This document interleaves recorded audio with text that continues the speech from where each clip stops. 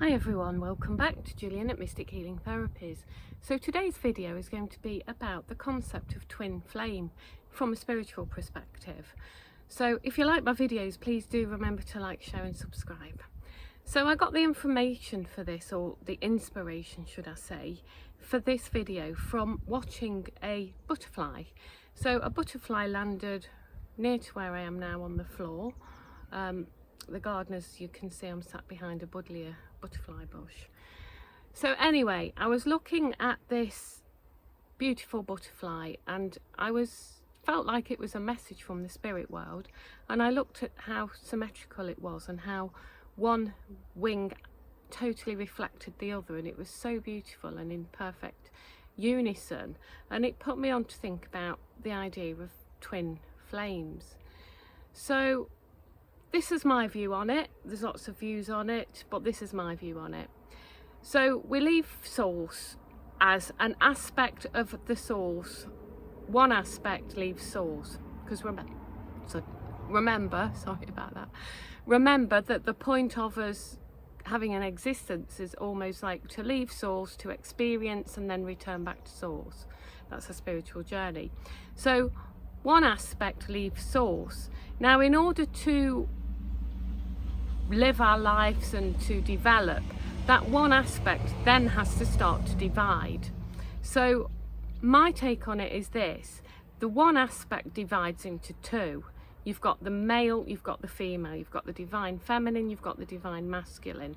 So that would make the twin flame. So the one aspect leaves source, divides into two, and then from there on, the aspects, so you've got the male aspect subdividing and you've got the female aspect subdividing.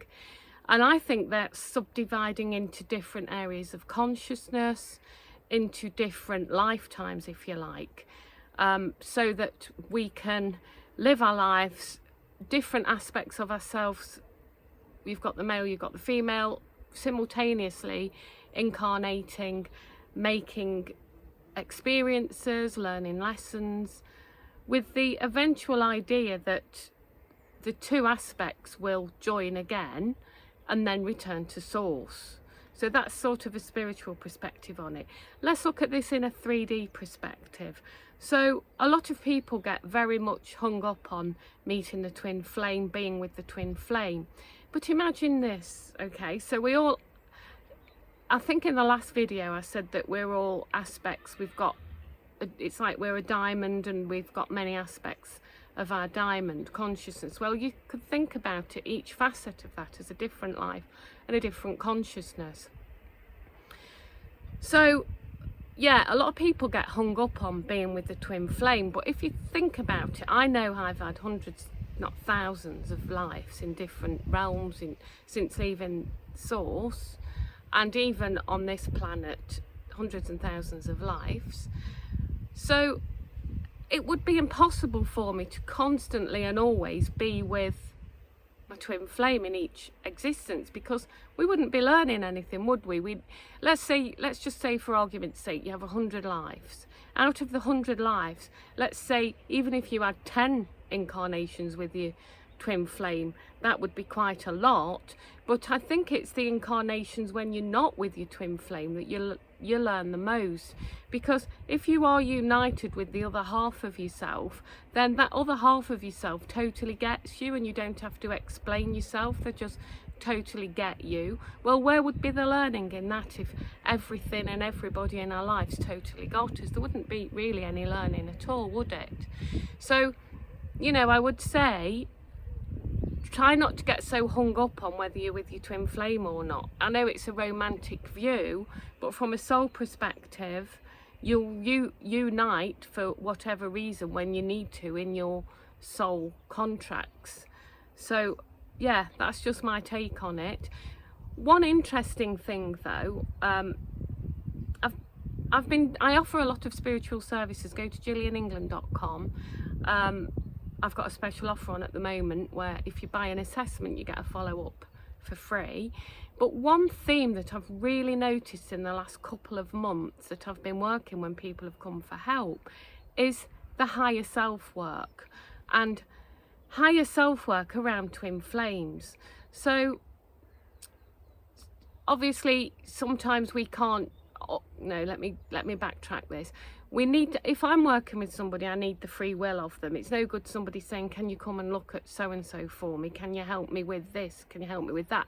I need consent from that, whoever they want me to work with. I need the consent from the higher self, because, you know, we're free will.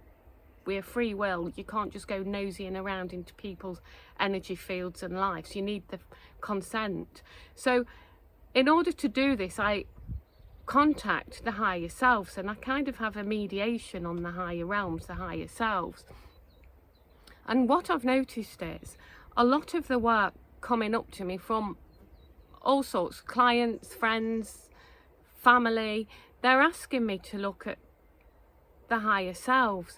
And what I've noticed is a theme of releasing prior bonds and attachments that have kept the said people from being with their twin flames.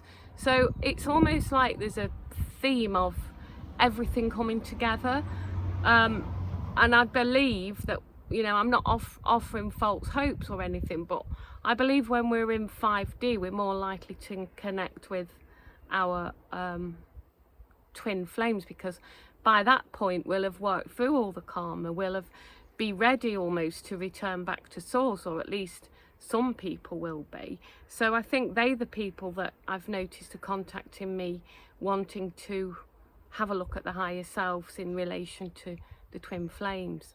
So all I would say is don't get stuck on that.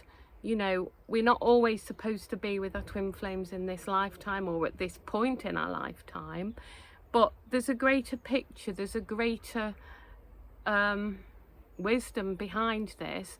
And like I say, you know, my take on it is we leave source as a one aspect, then that one aspect divides into two aspects, the male and the female, and then subsequent divisions give us our different consciousnesses in different realms, different planets, and then eventually the idea is that we merge back with our twin flame after having learned the lessons, and then we'll be ready to merge back with source. So it's all about enlightenment, you know, that's where I'm taking it. And yeah, just one little story about that butterfly anyway that appeared to me, and I got this download really for this video, is I was looking at it and it just, you could say dematerialized, it just it vanished right in front of my eyes. So that really got my attention. But what I realized was I was slipping into different dimensions. So on one hand it was there, let's say I was in 5D or higher when I was contemplating the butterfly, getting the download, etc. And then I slipped back into 3D and the butterfly appeared to just dematerialize, but of course it didn't. My consciousness just flipped dimensions, so that butterfly perhaps was from a higher dimension giving me a message. And then when I went back to 3D, it appeared to disappear. So yeah, all sorts of kind of magical stuff like that happening at the moment. You know, I know people keep saying we are near the end, but surely we must be. All right, lots of love to you. Remember to like, share and subscribe. Find me on GillianEngland.com. Bye for now. And my Telegram. Bye for now.